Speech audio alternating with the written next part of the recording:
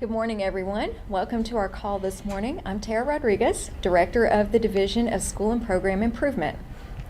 David Malonte, I am the Assistant Director in the division and work pretty closely with Title I Part A. We're having a little bit of technical difficulty, so bear with us, but we're started on time, so let's go ahead and talk about some logistics for this call.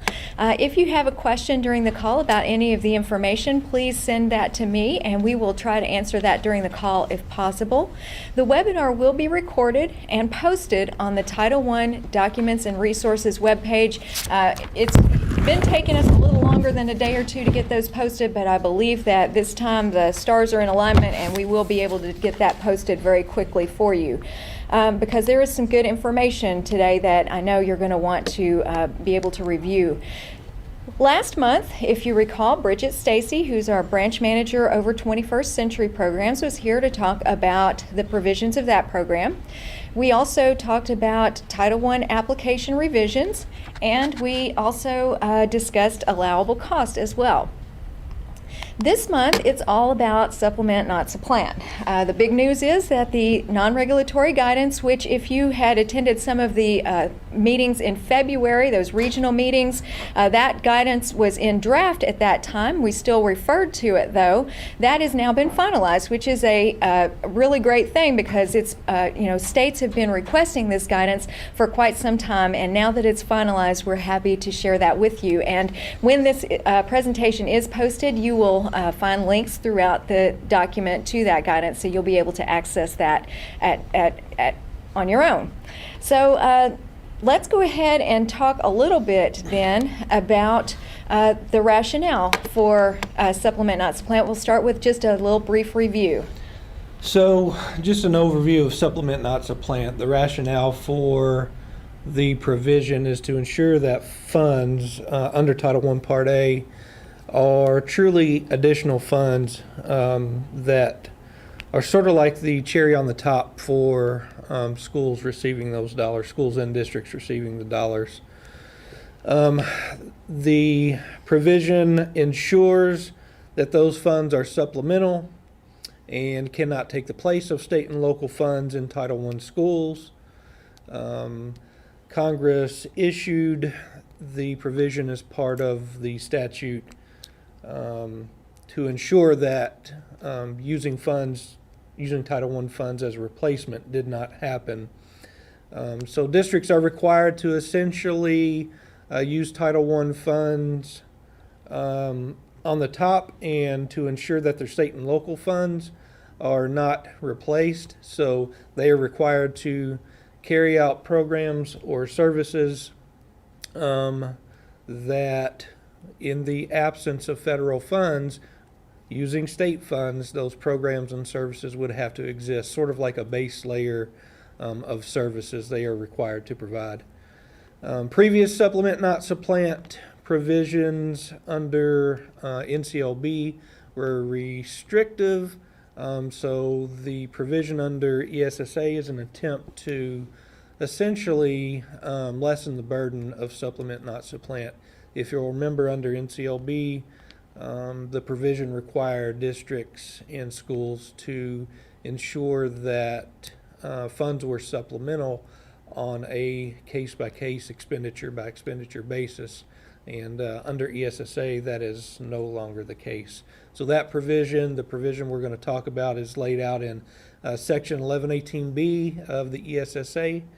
And we're going to give you some details on what you should be doing with that. So here's an overview using some of the language that is in the Every Student Succeeds Act. And it requires an SEA or LEA to use Title I funds only to supplement the funds that would, in the absence of those Title I funds, be made available from state and local sources for the education of students participating in Title I programs and not to supplant such funds. So that language is found in Section 1118B1. And this requirement for funds to be supplemental, the requirement is largely unchanged from ESEA Section 1120A as amended by the NCLB. But the way that you show those funds are supplemental has changed. So to demonstrate compliance with the requirement, districts are required to produce and use a methodology to allocate state and local funds. Essentially, districts have to show that the funds they distribute to schools, regardless of Title I status, are equitable. In addition to that, they have to ensure that their district level state and local fund services provided through those are provided in without regard to Title I status. And so notice that the focus of the methodology has changed. The focus is now on the allocation of state and local funds, not on how Title I funds are being used. And then methodology also differs from supplement, not supplant requirements of other ESEA programs in which the focus remains on whether an activity supported with federal funds is supplemental. So I think we need to make clear that this methodology approach applies to Title I only and not to other programs under ESSA. Some of the other programs that would not be affected are listed below. Title I Part C, Part D, Title II Part A, for example, have their own supplement, not supplant provisions and are not connected in any way to the Title I Part A provision. So let's go over some of the methodology requirements. And, we talked about these during the February meeting, so part of this is going to be review, but I think it's very appropriate to have an update and some reminders about this. Remember that the methodology must account for the distribution of state and local funds, including staff, resources, and services such as professional development in a Title I neutral manner. It needs to include all state and local funds that the district uses for the education of students. It must reflect staffing and services allocations with real calculations and numbers to support it. So we don't want an example of what a district might do or could do, like a hypothetical example. We want to see how those allocations and how the staffing and services and resources are being distributed. And it's really based on the staffing allocation that districts already provide to KDE. So in addition to the staffing, we would want to see the other state and local funds and how those are being allocated as well. We also are asking for an accompanying narrative to explain, and we'll talk more about that narrative a little bit later. And then the last thing is that we would need to have the methodology supported with documentation, and that we'll go into more detail on that a little bit later as well. So there may be some exceptions that apply to districts in part or as a whole regarding supplement, not supplant under Title I Part A. These exceptions were issued in the finalized guidance USAID produced. So let's just go through those. Number one, if the LEA has only one school, for example, a K-8 school, or the LEA just has one K-12 school, that district would be exempt from the methodology requirement. If the LEA has only Title I schools and no non-Title I schools, again, in that case, the LEA would be exempt as a whole from that requirement. Or, finally, number 3 applies on a grade span by grade span basis.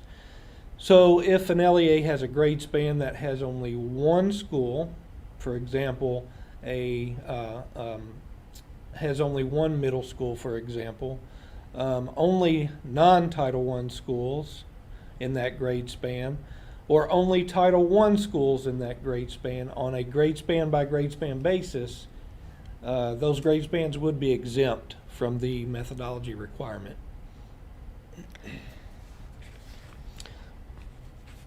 Right, and so let me check real quick to see if we have any questions. And David, I think we had talked about before that just because a district might be exempt from the methodology doesn't mean that it's exempt from other requirements. Yeah, that's correct. Districts are held to all other requirements regardless if they apply, if this exemption applies or if they were to apply for other waivers for other parts of the ESSA. So yes, all other parts of the program do apply. Sure. Okay. We don't have any questions, so we'll go on to the next slide and talk about what districts need to include in the methodology. Again, a lot of this is probably going to be a reminder, but we are asking for districts to include, and again, this goes back to your required staffing allocation that districts are doing anyways, but the numbers of certified and classified staff to be allotted to each school that is required to have a methodology. So we need to see those actual numbers. Instructional funds to be allocated to each school, the allocation of other state and local funds. Show the allocation of staff and funds for each school with actual numbers again. It must be Title I neutral, and we're asking for it to be completed by September the 30th for each school year. And the reason for that is because we had said during the February meetings that if you wanted to use projected enrollment around March 1st for the next school year, that would be fine. If you're completing your methodology in August or September, you could use your current enrollment, your student enrollment. And since updated allocations are due to enrollment changes are due September 15th, according to 702 KAR 3246, we felt like if it's done by September 30th, that would be in line with that deadline for the staffing allocation.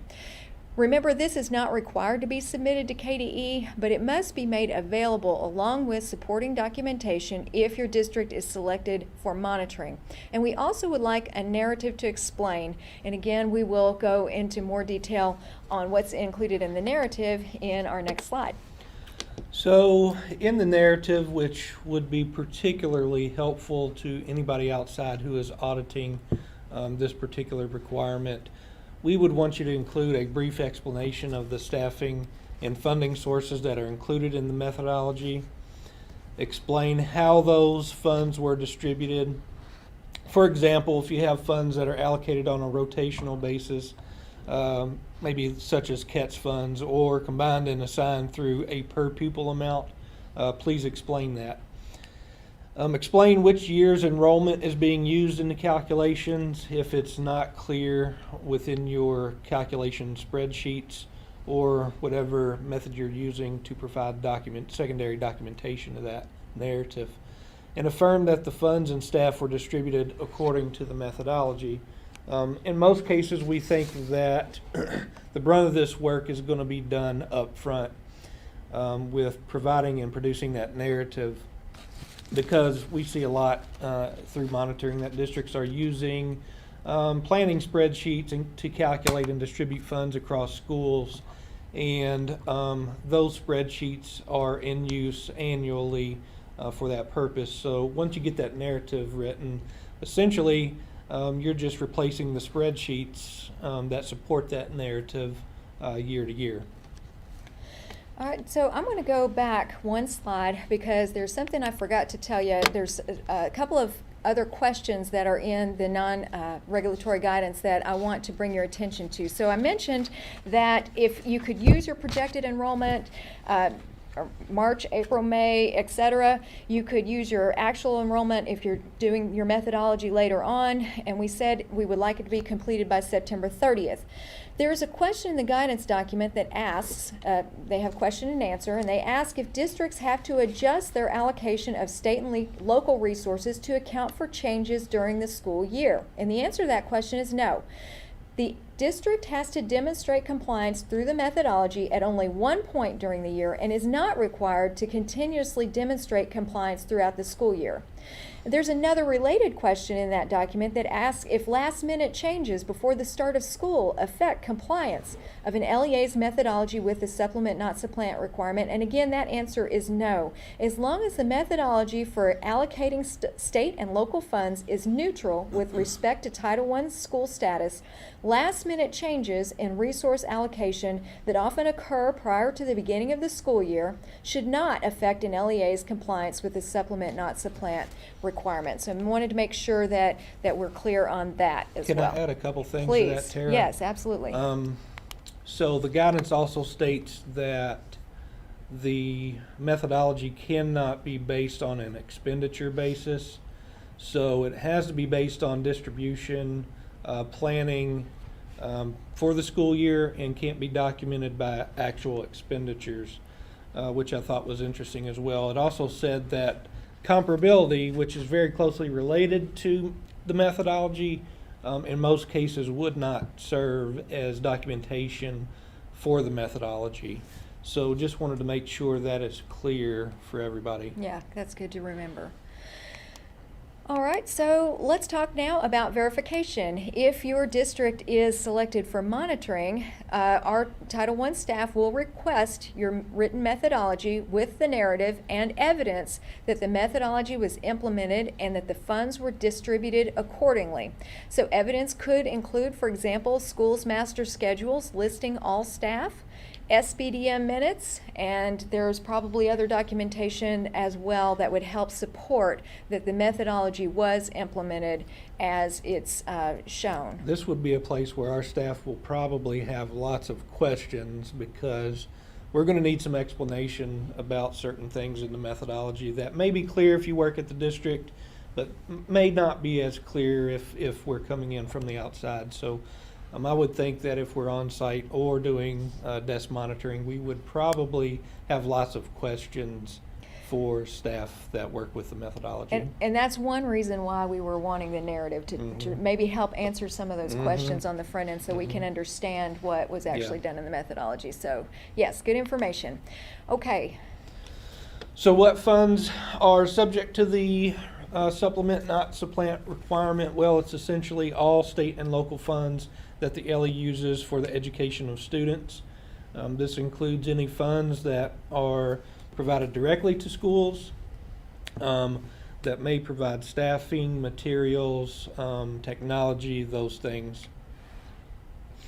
It is, and USAID recognized that it is apparent that LEAs do not distribute all their funds to schools. There may be some state and local reservations, if you will, that districts take that are actually not subject to the compliance demonstration through the methodology. However, they go on to explain that those funds or services provided through those funds have to be distributed or provided without regard to a school's Title I status. So, for example, if a district reserves some funds and use those to provide some PD to schools, it could not provide those PD services to non-Title I schools, kind of disregarding the Title I schools because they get Title I funding, if you will. All right, and so that concludes our information on supplement, not supplant, and this is just a reminder for Project 310D. We've been sending out reminders to districts that have a balance in their Project 310D. All funds must be spent or encumbered by September 30th, 2019, and the final federal cash request must be submitted by December 6th, 2019. If you still have a positive balance in that project code, we will continue to send you some reminders, because we want to make sure that you get those funds spent down. And here are some resources for you. You can see that there's, again, a link to the supplement, not supplant, non-regulatory guidance. We put in a link to our district set-aside guidance. Title I newsletter also has some information about district set-asides. Again, the federal grants webpage is where you can find your federal grant award notifications, and then a link to our documents and resources page where you will find a lot of different guidance documents and resources. Now, next month, I hope you'll be able to join us, because we're going to have a great webinar next month. Jennifer Aiken will be here, and we'll be talking about internal controls and maybe give you a sneak peek as to some of the changes that we are contemplating for the the monitoring checklist, and you'll get to have some information about that as well. So hopefully you'll be able to join us.